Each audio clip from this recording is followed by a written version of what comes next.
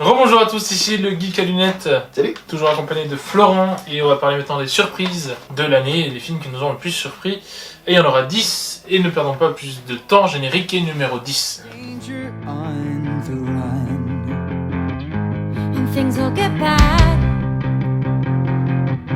before they will get better. It may feel like an ending, but the bad. Alors moi, mon numéro 10, alors j'ai mis 2 documentaires. Parce que cette année, j'ai vu pas mal de documentaires, beaucoup sur Netflix. Moi aussi, pas Il y a mal. quand même de la grosse qualité sur Netflix, au Je suis niveau d'accord. documentaire et séries documentaires surtout. Oui. Et du coup, bah là, ex aequo, j'ai mis Apollo 11, Mhm. qui était sorti pendant 4 jours au cinéma, un truc réalisé par la BBC. D'accord. En fait, ils ont pris tous les rushs de la mission Apollo 11. Mhm. Je crois qu'ils avaient quelque chose comme 4000 heures de rush. D'accord. Enfin, un travail de titan. Et du coup, ils sont arrivés à te reproduire l'immersion des 3 Tu étais dans la navette. astronautes, leur mission, leur retour, et vraiment t'es à fond dedans. Et tu te rends compte que des avaries, mais t'en as tout le temps. Du coup, t'es en flip, et des fois t'as des D'accord. speed screens où tu les vois en train de monter dans la fusée. Et de l'autre côté, bah, t'as un technicien qui est en train de régler un problème, mais alors absolu. Et tu te rends compte à quel point c'est dangereux. Et après avoir vu First Man l'année dernière, t'as vraiment l'autre côté. D'accord. Et c'est vraiment passionnant. Et du coup, je l'ai mis en ex aequo avec Au bout du souffle. Là, on a une histoire qui est, bon, on va dire, anecdotique sur le papier. Ça se passe sous l'eau. C'est des techniciens qui travaillent en scaphandre, qui ont à peu près 1 heure de survie. Mhm. Et là, ils sont en haute mer et il y a un gros accident. Et là, on a un décompte. On sait que le gars, il a à peu près 15 minutes d'air quand le fil est coupé. Et là, bon, on voit 15 minutes, hop, 20 minutes, 30 minutes, et là t'es en flip, tu fais attends, il parle d'un gars qui est mort, il parle d'un sauvetage, tu sais plus ce que tu regardes, et vu que tu sais pas s'il est vrai jusqu'au bout, c'est angoissant possible. Vraiment, à celui-là, si vous l'avez pas vu sur Netflix, Au bout du souffle, c'est un paradis. Mon numéro 10, ce sera donc Last Christmas, Last Christmas. qui est une petite comédie romantique de Noël, que je me suis dit je vais aller voir, ça va être sympa, et j'ai été assez surpris en fait de ce qui se passe, de l'histoire qui est racontée, des acteurs qui sont très bons. De George Michael. De George Michael. George Michael. Parce que Last c'est Christmas. I give you my heart, and the very next day, gave it away. Ouais, très bien, Emilia Clarke m'a beaucoup déçu dans les dernières saisons de Game of Thrones parce que j'aimais pas du tout son jeu, elle était en surjeu je trouve. Et là, qui est très très bonne, tout en nuance, dans une fille qui se livre pas au début, puis qui au final apprend à nous ouvrir son cœur. Très Une comédie bon. romantique hivernale alors. Ouais, une grosse surprise sur la fin du récit, je m'attendais Ouais. absolument pas à ça. Très bon, vraiment. Alors moi, en 9ème, j'ai mis un film chinois, Wandering Earth. Donc c'est un film qui est sorti au cinéma en Chine, et nous, bah, il est sorti directement sur Netflix. Et alors là, l'histoire, c'est du what the fuck total. Du coup, c'est le soleil qui va grossir, et du coup, sur Terre, ils se disent, bah tiens, on n'a qu'à créer des propulseurs sur un côté de la Terre pour s'échapper dans l'espace. Mais oui, mais c'est évident. Et du coup, bah, il fait froid. Après, quand on s'éloigne du soleil, on suit des personnages qui vont essayer de s'en sortir à travers cette situation grotesque. Mais si t'es dedans, eh ben t'es passionné. Et moi, c'est vraiment un coup de cœur parce que c'est du blockbuster chinois avec du cœur. Et c'est un peu ce que Hollywood a un peu perdu ces temps-ci, je trouve. D'accord. Et ouais, c'est vraiment ce genre de film que je veux défendre. Parce qu'en termes de blockbuster, c'est peut-être ce que j'ai vu de mieux. Cette année. Ouais. Ok. Et pourtant, personne n'en parle. Mon numéro 9 à moi, ce sera De moi, un film français avec François Civil et Joséphine Japy. Ouais. Doesn't matter if I take my time.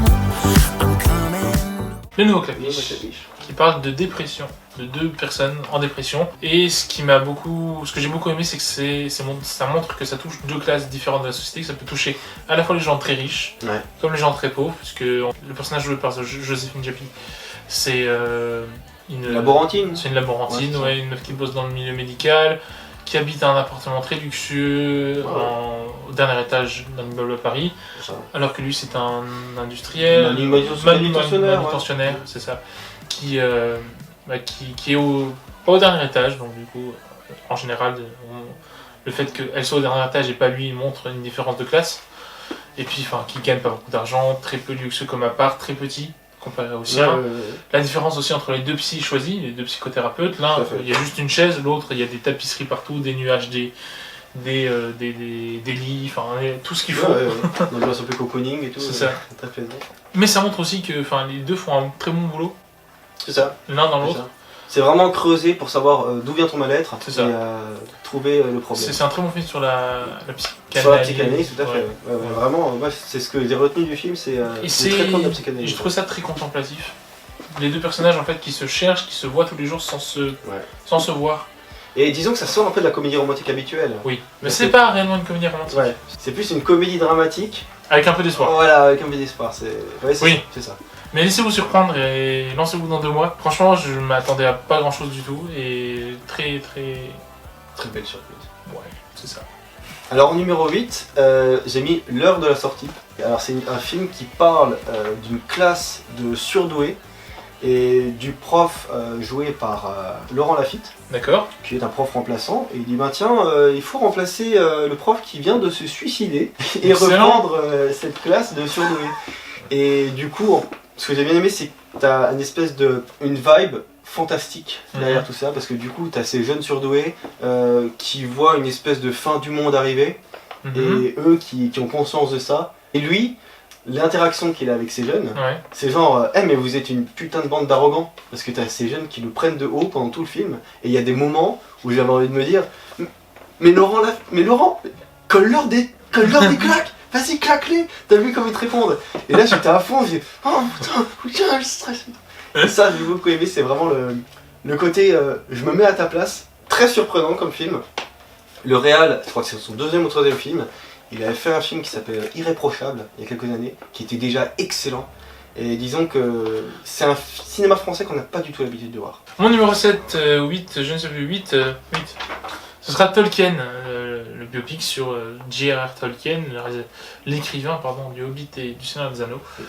Je m'attendais mais à rien du tout. Jean m'en avait parlé, il était fan du Seigneur des Anneaux, fan de Tolkien.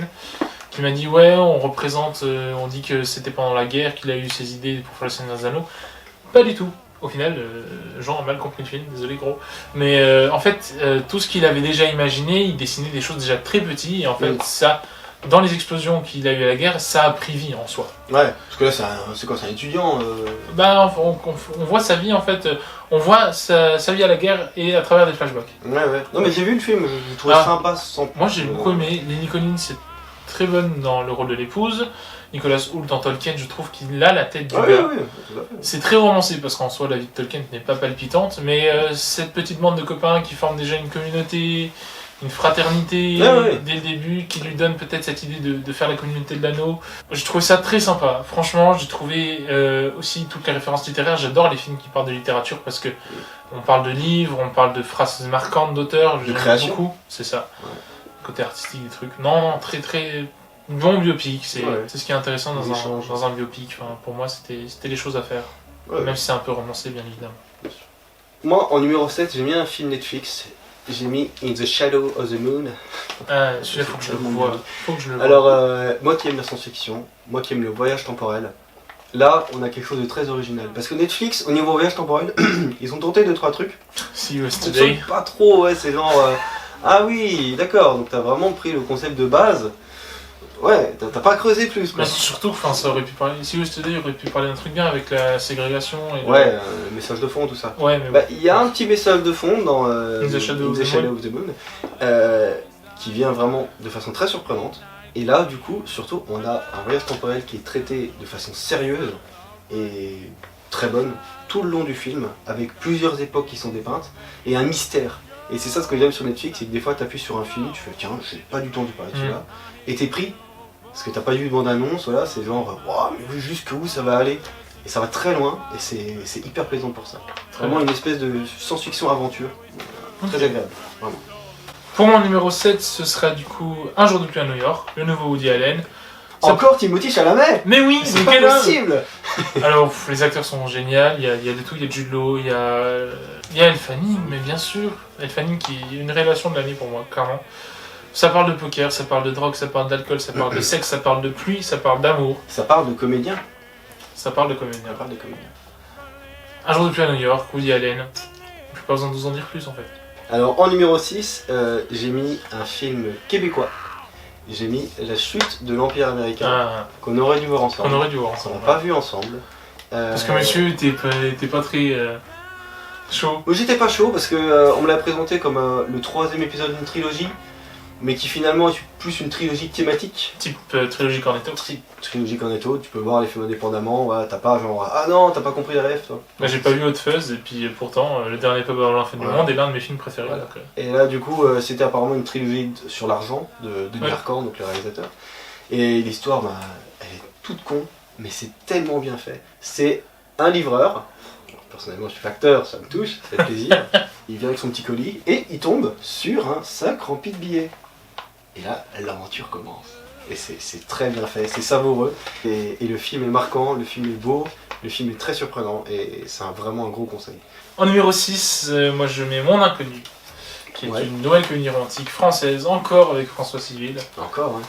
Qui est la révélation francophone. Je sais pas s'il avait pas le César du meilleur acteur ou de la révélation de cette année, je ne comprends pas. Disons qu'il peut être nommé dans beaucoup de films cette année, donc ça serait bien qu'il en ait un, ouais.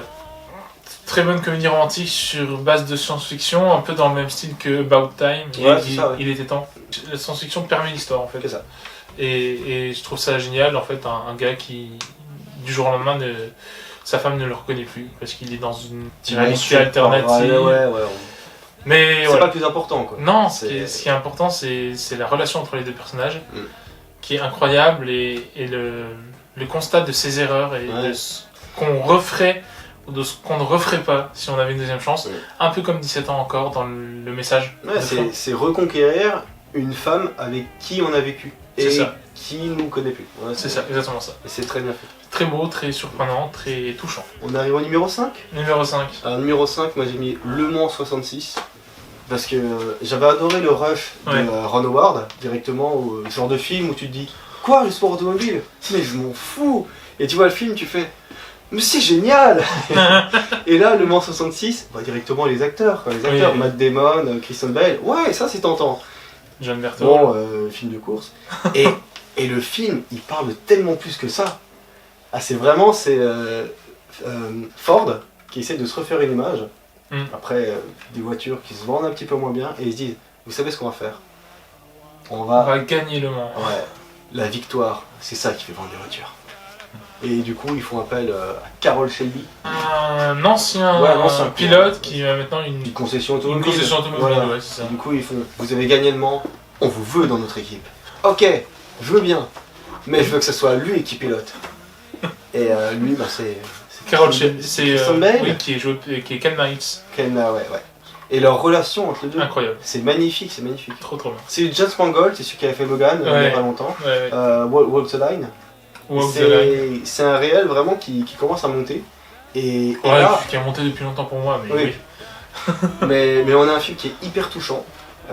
La réal de toutes les scènes de course, la lumière. Et c'est tellement immersif. Moi c'est la lumière qui m'a manqué dans le film, mais voilà quoi. En fait, ce qui est bien, c'est qu'on a un peu entre le feel good et le film ultra touchant. Et on a un petit peu un mélange des deux. Ah, c'est une comédie dramatique quand même. Hein. Ouais, mais il y a un côté hyper enivrant quoi. Ouais, non, je suis d'accord. J'ai envie qu'il gagne. J'ai été investi totalement.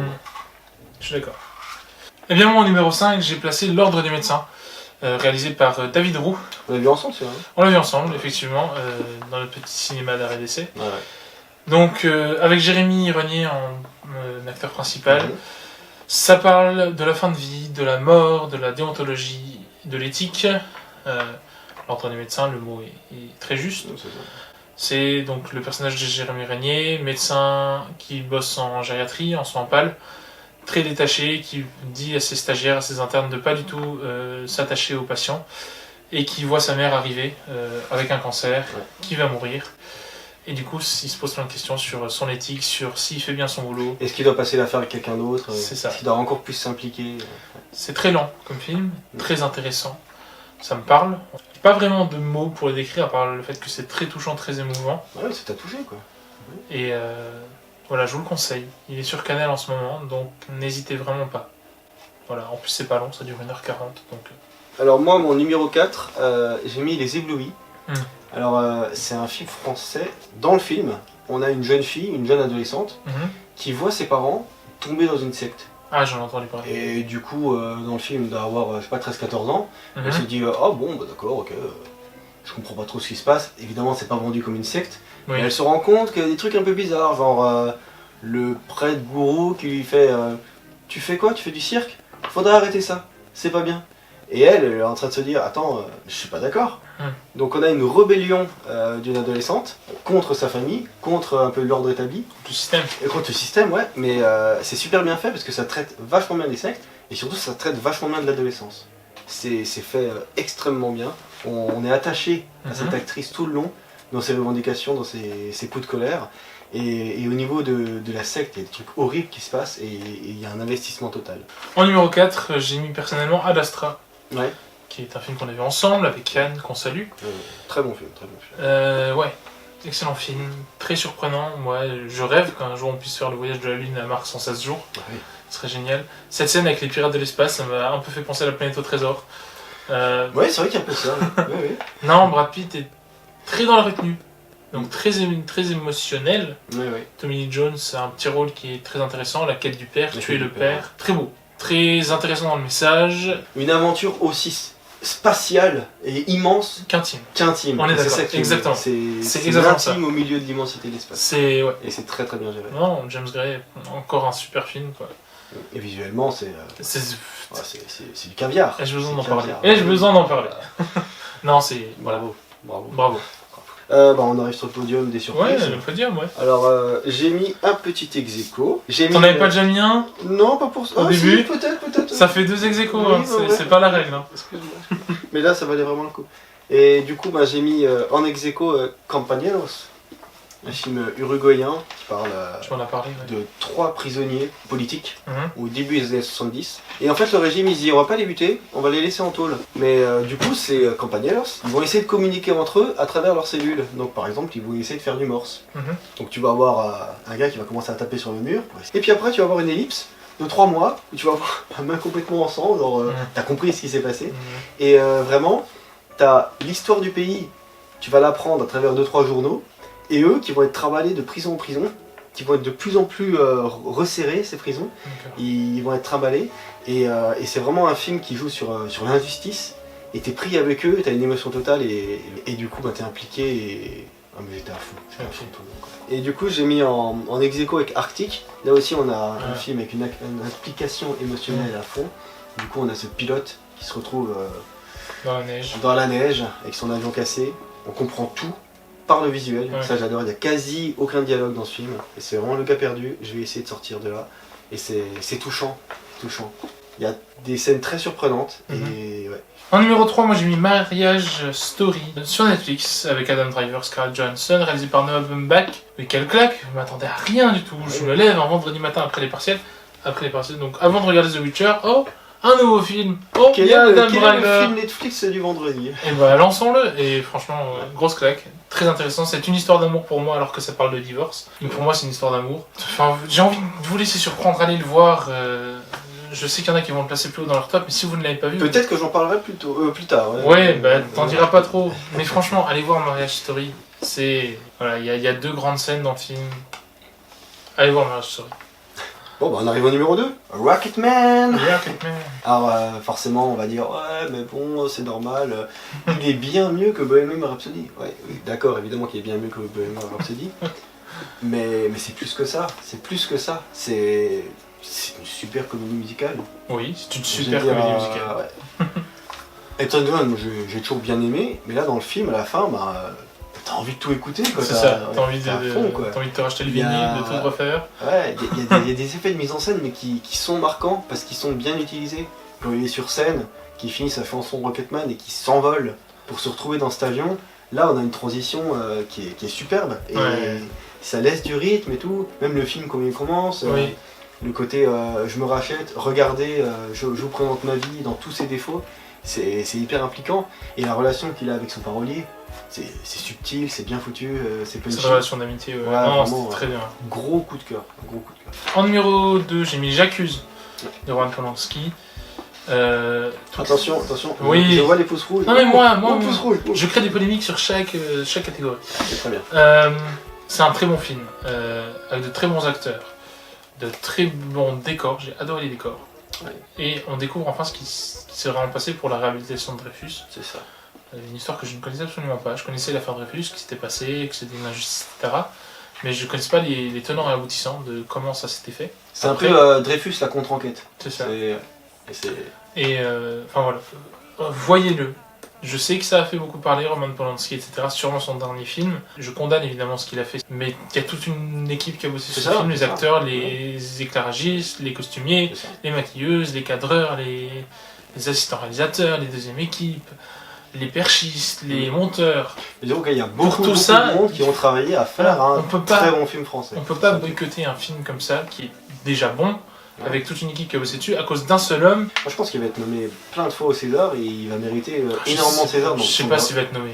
Tu crois pas? Au moins les décors ou des trucs comme ça, des trucs techniques. Je pense qu'il va avoir beaucoup d'Oscars de César techniques. Je sais pas, parce que... On the phone, it's amazing.